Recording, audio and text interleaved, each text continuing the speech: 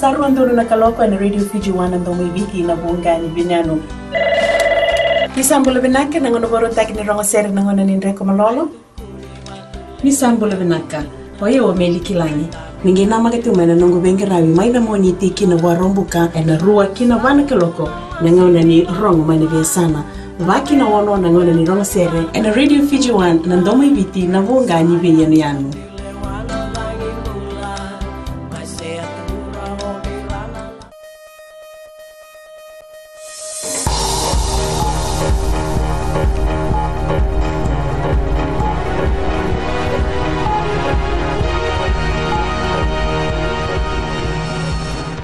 In tonight's bulletin, prolonged dry spell could affect sugar production.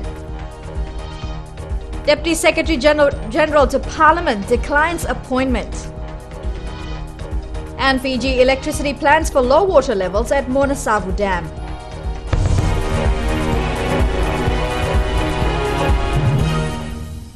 Welcome, I'm Amrita Priyadarshini and this is FBC News. The prolonged dry spell is going to have a significant impact on the sugar industry. Fiji Sugar Corporation Executive Chairman Abdul Khan says the adverse weather means they will not be able to meet their target of processing 2 million tonnes of sugarcane. Christopher Chand reports. The FSC has so far produced close to 180,000 tonnes of sugar after processing over 1.4 million tonnes of cane. While the figures look promising for this season, the dry weather is becoming a concern. It will affect the industry. I mean, we were hoping to have some rain by now, especially around August and September period. So that would have allowed the ratoon crop to come up, but with no rain over that period. But it was good to see some rain yesterday. Abdul Khan confirms should the dry spell continue next year, crushing will be affected. Because when you look at it, if you don't get the rain now, especially the ratoon canes as it's coming through, if you don't get the rain now, then those ratoon canes are actually stunted.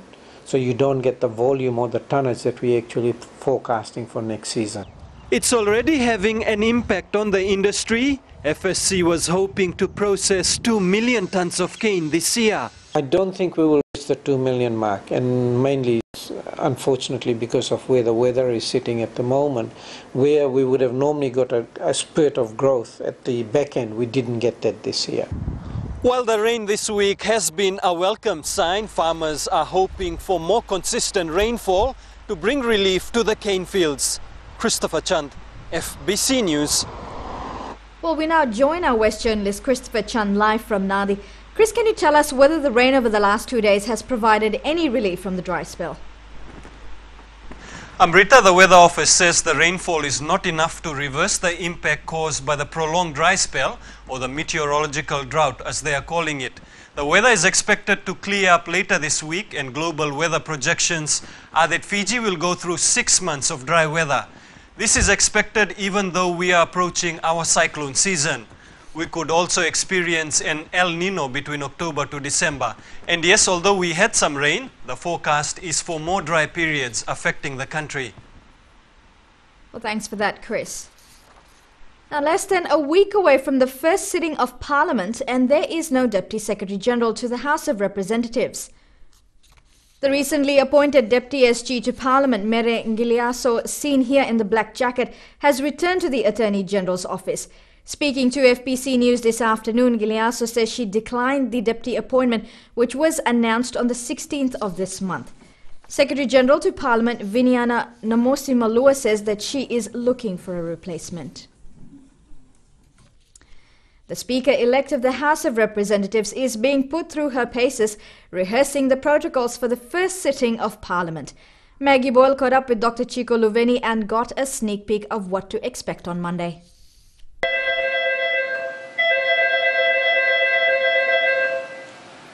Madam Secretary General to Parliament.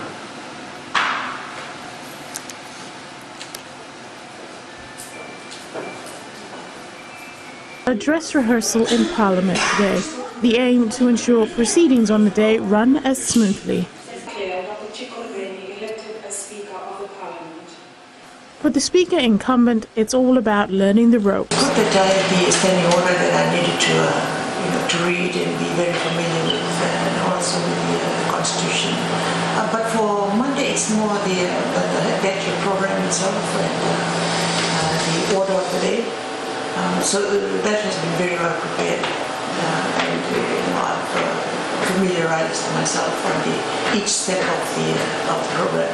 As Speaker, Leveni will preside over both sides of the House, refereeing the debates and ensuring that the formulation of new laws will best service all Fijians. Asked whether MPs can expect her to hammer the gavel. Well, we need to break the ice, but be very firm as well. In one of her first official duties as Speaker of the House, Leveni will have to swear in the opposition leader and Deputy Speaker to Parliament. Maggie Boyle, FBC News. Police Commissioner Ben Hoeneval says a task force arrested and detained a man last Friday night in Suva. Hoeneval has clarified, though, an allegation that Josefa Mbilitaki was assaulted is not true. However, he says the interference of military personnel in policing issues is unacceptable and will be discussed with the relevant authority. 4 army officers reportedly took Mbilitaki from his Lami home and allegedly detained at Totongo police station for the offence of annoyance. On Saturday afternoon, Mbilitaki fell ill and was taken to CWM Hospital, where he received medical treatment for high blood pressure. Hoeneval says he visited Mbilitaki earlier today and he is in a satisfactory condition. He adds the case is under investigation and will be submitted to the Office of Director Public Prosecution once completed. Fiji Electricity Authority has been relying on diesel generators for most of its electricity supply over the last 6 months. With the prolonged dry spell, water levels at the Monasavu Dam are close to critical. Savara Tambua tells us more. The Fiji Electricity Authority has been spending about $17 million a month on diesel generators. In April, we started increasing the amount of electricity that we generate in Vitilevu from fossil fuel. And especially for the months of June, July, August and September, our power generation mix has been practically 30% from Monasavu and 70% from fossil fuels. Water levels at the Monasavu Dam are about 10 meters above critical and still declining. Patel says if there is no rain, FEA will further reduce hydropower generation and burn more diesel fuel. We have installed about 40 megawatts of diesel plant, which has cost FEA $35 million to purchase. And obviously to run them is going to cost much more. We anticipate that by next week, we have already commissioned part of the 40 megawatts. I would say safely around 15 to 20 megawatts has already been commissioned. The other 15 to 20 megawatts at Rockambilly will be commissioned by early next week. So once we have the full 40 megawatts running, then we'll be able to stretch that amount of water we have at Monasavu for a longer period. FEA could be spending as much as $24 million a month on fuel to run its generators. As I said, $17–18 million in fuel bill a month has been the highest in the history of FEI and Fiji. So therefore, we request all our customers to use electricity wisely.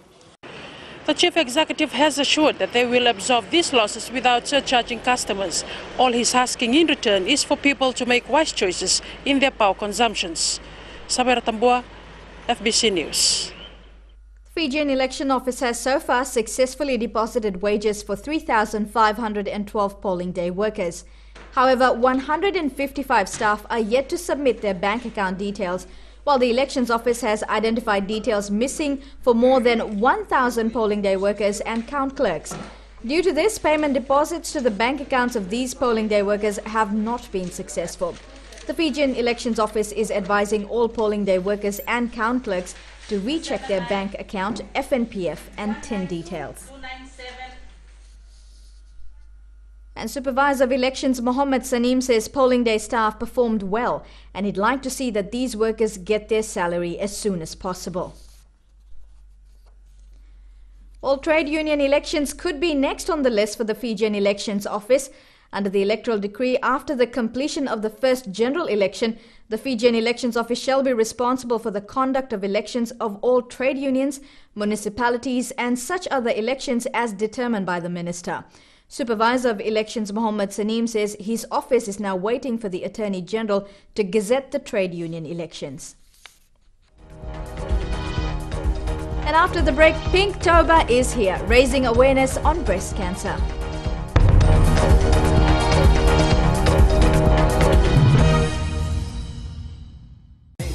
Radio Fiji 2 देश की धड़कन पर आपका स्वागत है बच्चों की दुनिया में।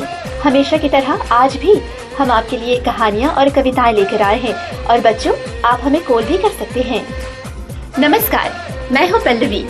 रेडियो फिजी 2 देश की धड़कन पर मंडे टू फ्राइडे 3 से लेकर 4 बजे तक बच्चों की दुनिया में और 4 से लेकर 7 बजे तक मस्तानी शाम के सफर में शामिल रहिए मेरे साथ।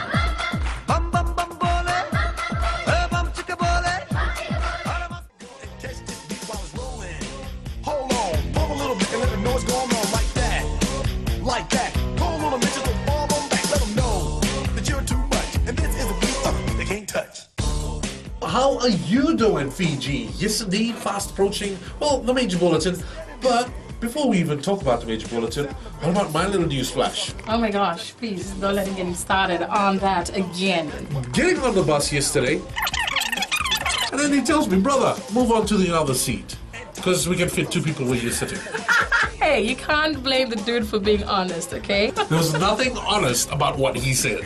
Hi, I'm Pivil. And I'm Fina. Your daybreak duo on Gold FM. From Mondays to Fridays. From 6 a.m. to 9 a.m. Turn us on.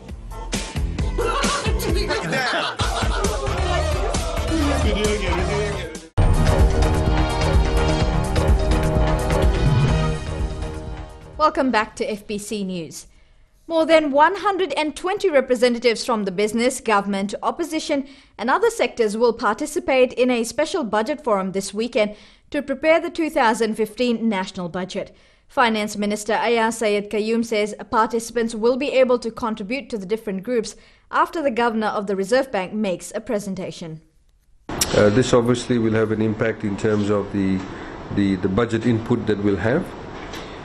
So once they break out in the sections, we'll have about 2.5 hours of that, and then we'll come together and have the different presentations by the different groups and take away some concrete suggestions that may be made, and a coming together of minds as to how do we as a nation, using the different sectors, tackle the years to come in terms of positioning ourselves well.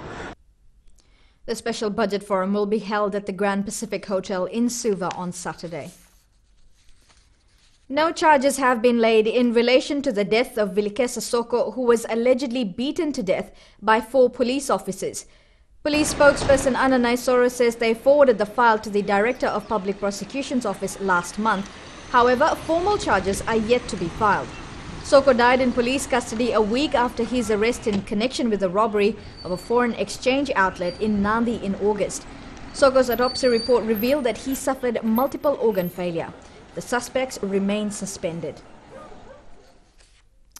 Fiji Institute of Agricultural Science is focusing on modernizing the agricultural sector. A one-day symposium is expected to help focus on promoting the livelihood of farmers, facilitating better processes and marketing links. Akusita Tale has the story. This is the first symposium covering issues of production, marketing, processing, agroforestry and training. However, the Institute of Agricultural Science, revived in January, will continue research to develop the agriculture sector. Over the years, there has been a significant change in the expectations of science and technology and innovations, from increasing crop production, livestock productivity, to creating competitive, responsive and dynamic agriculture that directly contribute to the Millennium Development Goals. The president of the institute, Shalendra Prasad, says compared to other countries, Fiji lacks farming practices which makes the best use of technology to increase production. Government is at the moment trying to push to modernize agriculture through technological innovations and other means. As for funds, I think there are funds available if appropriate project proposals are prepared. The symposium will provide a platform for farmers interested in advancing agriculture, combining and exchanging practical experiences and innovations that will modernize Fiji's agricultural sector to international standards. Akusita Tale, FBC News.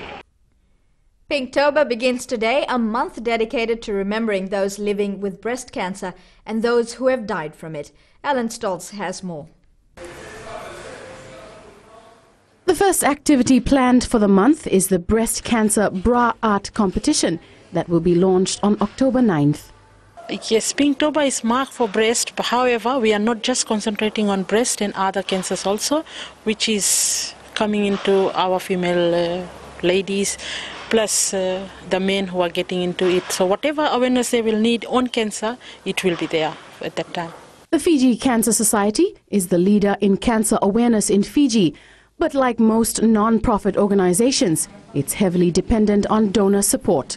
October will be starting from today, and we are in preparation of launch that will be done next week on Thursday. The launch, everything is been sponsored by Tanwa. It has come, Tanwa Groups is our partner in Pinktober for the whole month. Throughout the month, different events will raise awareness on breast cancer and encourage women to get screened. Having cancer screening done with the organizations will be coming on the launch. We'll be having registration form for the awareness and screenings for the organization. And at the end of the month for the Pinktober, we'll be having Pinktober Ball in the evening for the charity dinner. The society is also appealing for the public support this month. Cancer Society runs on public's donation. And we'll be having cans. People can get registered with the organizations and the cans will be issued, will be registered. At the end of the Pinktober, we'll be collecting back those tins. In 2013, a total of 363 women were living with breast cancer in Fiji, a 32% increase from 2012. Now, the society hopes that with enough awareness, women as well as men will take proactive measures in cancer screening and treatment. For FBC News, I'm Ellen Stalls. Well, we now turn to sports, and here's Jamie with the latest. Good evening. Coming up in sports, Eliasa Tanivula misses flight to Oceania 7s this morning, and Ben Ryan hints that Nasoni Roko could make a return to the national 7 side soon. Details after the break.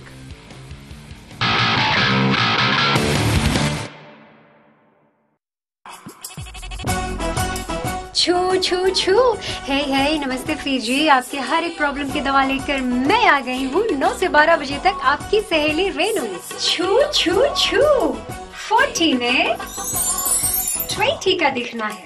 मैं हूँ ना आपके साथ में मिर्ची FM पर 9 से 12 बजे तक मंडे टू फ्राइडे। मिर्ची, it's hot.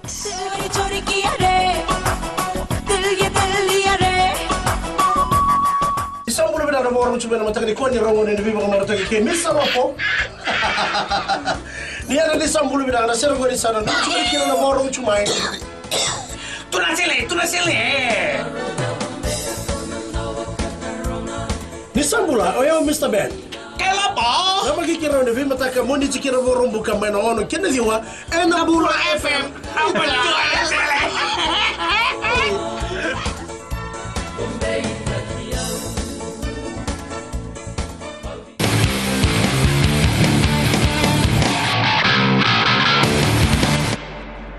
Telecom Fijiana coach Eliasa Tanivula failed to depart Fiji with his team this morning that flew out for the Oceania 7s in Australia.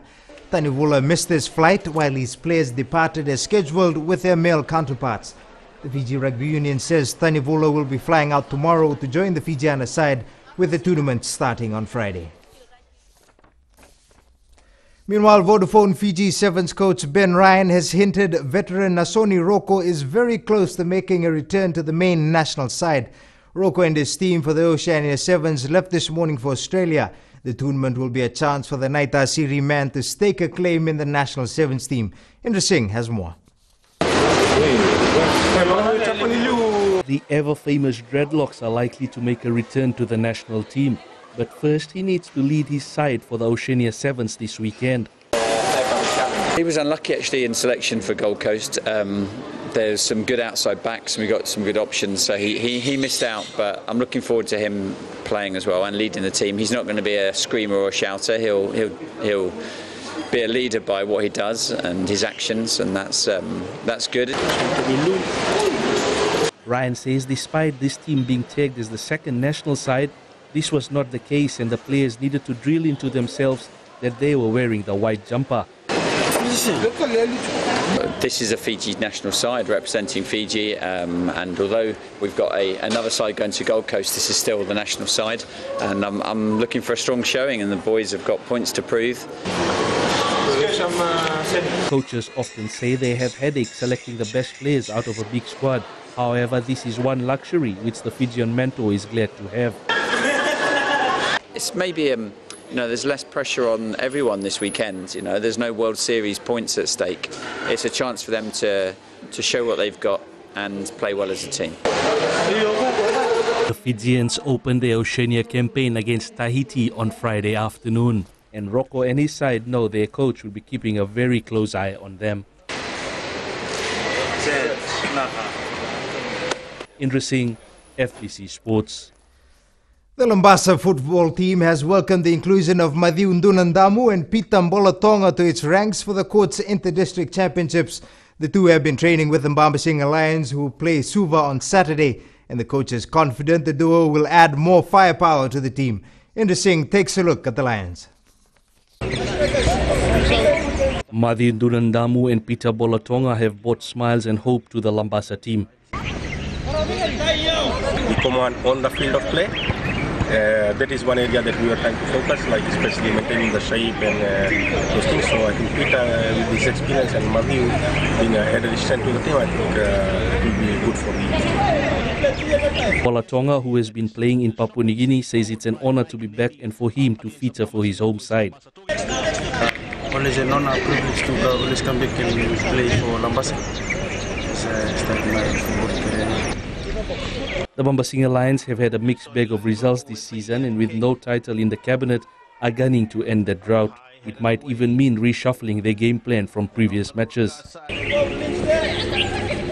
team was not that consistent, I would say, throughout the year. But with the inclusion of these two players, we'll be heavily relying on these two to get the glory, and especially the first game that we're talking about in Suva here. I know it will be a very tough match, especially Suva qualifying for the Oli. The Lambasa football team knows there's pressure. Pressure not only from within, but from the Mbambasing Lions faithful, and the fans never want anything less than a win. Lambasa plays Suva on Saturday in what can be classified as a tantalizing and mouth-watering clash. All eyes will surely be on the two reps to deliver the goods. On the far corner, a good one, it is too. Indra Singh, FBC Sports. The Suva Masters football side is hoping to defend its title at the 2014 RC Manubai APCO Coatings Fiji International Veterans Tournament, which starts tomorrow at Prince Charles Park in Nandi. Suva won the title last year after defeating New Zealand Lautoka Masters by 1-0. This year, with heaps of experience in the side, the team is confident of a successful defense. We are the defending champion. We're just looking forward. It's just like what we did last year. We thought of just going to participate, but now we're defending champion. So we're thinking of going to defend it so that we can keep the title again.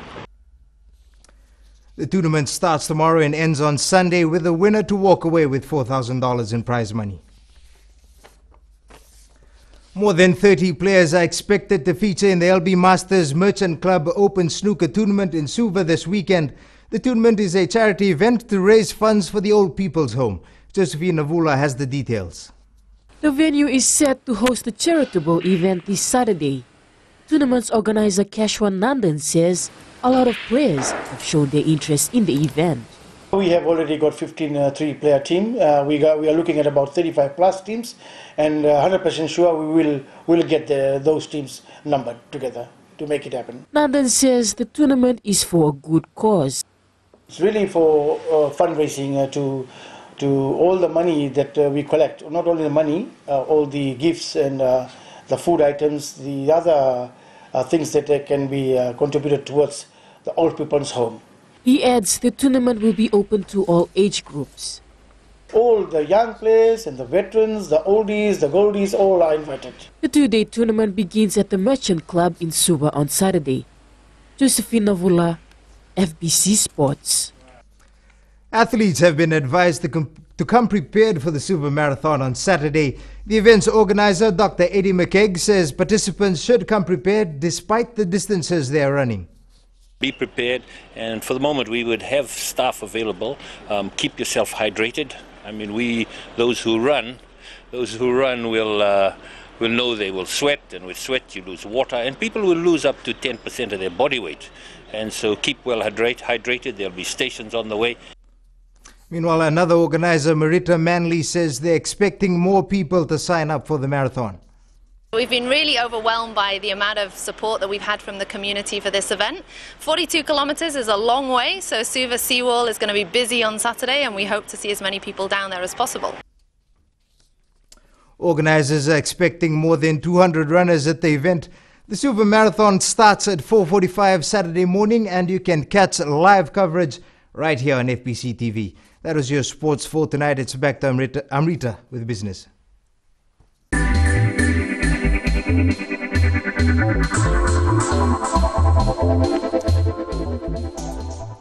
Well, for over 2 years, the Fiji Cooperative Dairy Company Limited has been working with farmers to finalise the milk purchase agreement that would define the pricing of raw milk between the Dairy Co-op and Fiji Dairy Limited.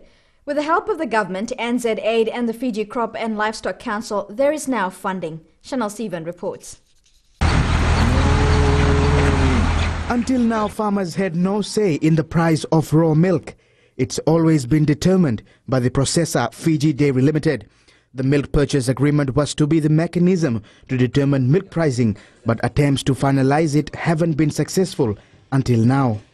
We are working currently on a gentleman's agreement because there is no written agreement between the supplier and the processor. So what is important is that we have a formal agreement in place so that it gives a surety and confidence both to the processor and to the supplier, so that we are assured that yes, this is the agreement in place and we'll continue buying and processing milk. Without the agreement, the farmers have had to live with low milk prices and an environment that discourages investment. Nan says consultants from New Zealand are working on the draft, which will be available in November, and by the end of the year, the agreement should be ready. It's not a simple buy and sell agreement. It is an agreement which is holistically described in terms of how we'll supply, how they'll buy, what qualities we'll supply, and what amounts we'll supply, and what would be the logistics involved, and what would be the mode of supply in terms of mode of collection, how will we be running those satellite chilling centers and everything, and including price. Meanwhile, the cooperative says the elections should also encourage investment in the dairy industry. Chanel Shivan, FBC News.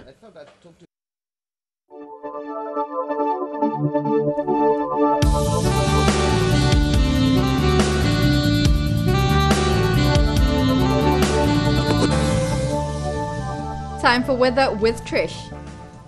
Why, thank you, Amrita. Looking at today's conditions, we had a cool day throughout the day for all the major centers. For Suva, the North, Lambasa and Savusavu, and also for the West, Lautoka, Nandi and Ba. Showers in the morning with cloudy skies towards the afternoon. Now with temperatures, Suva with 26, Nandi 25, Lautoka 27, Ba 29, Lambasa 30 and Savusavu 25. Tomorrow's forecast has much of the same as today's weather. Conditions might have cloudy skies with scattered showers throughout the day for all centers. For Mariner's southeast winds 15 to 20 knots and moderate to rough seas. Our picture of the day, this gorgeous shot of the island Vanuatu in the Lao group sent in by Lameki. That's a gorgeous shot indeed. Now recapping our headlines. Prolonged dry spell could affect sugar production. Deputy Secretary General to Parliament declines appointment. And Fiji Electricity plans for low water levels at Monasavu Dam. Now you can visit our FBC website to take part in our FBC opinion poll. Remember, you can send us newsworthy pictures and videos on email citizenseyes@fbc.com.fj or share it with us via our Facebook page FBC News. If you're on Twitter, follow and tweet us your news tips at FBC News or simply hashtag FBC News. That's news tonight. Jackie and the team will be back tomorrow evening. Good night.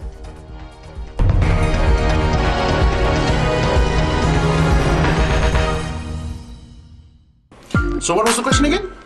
Oh, wait, why is it called the traffic jam?